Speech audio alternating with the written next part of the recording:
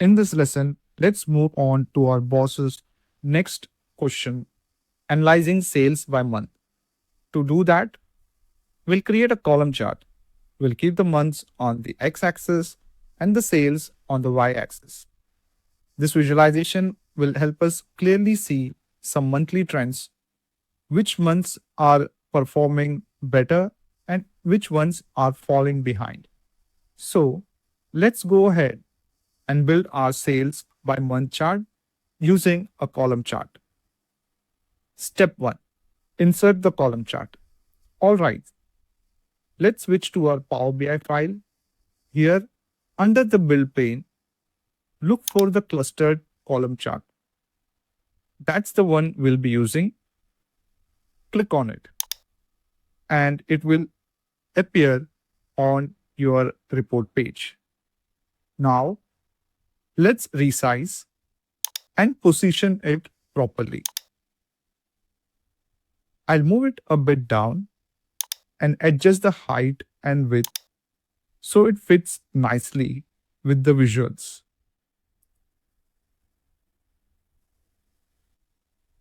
Step 2. Add the data. Next, let's bring in the data.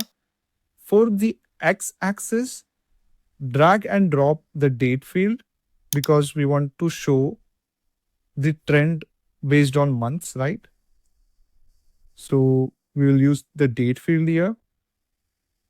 You'll notice that Power BI automatically breaks it into hierarchy: year, quarter, month, and day.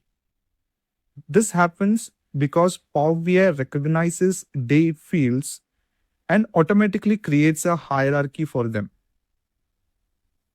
But for our visual, we only need the month.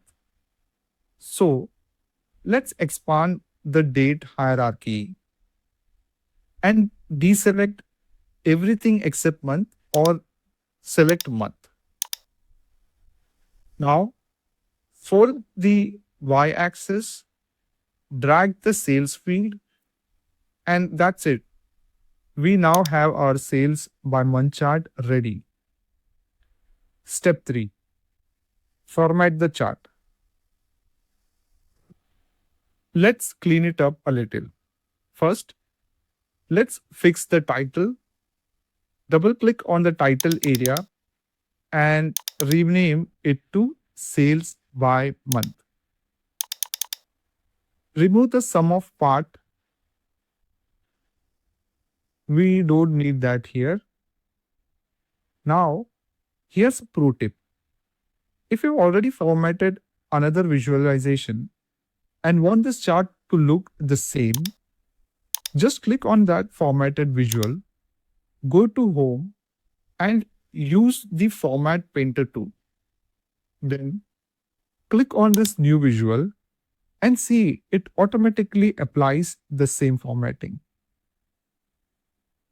Now, both visuals have a consistent look and feel, same title style, same color, same font size.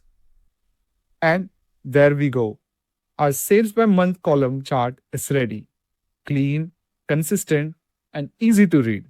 In the next session, we'll move on to the discounts by segment visualization. And for that, we'll be using a bar chart.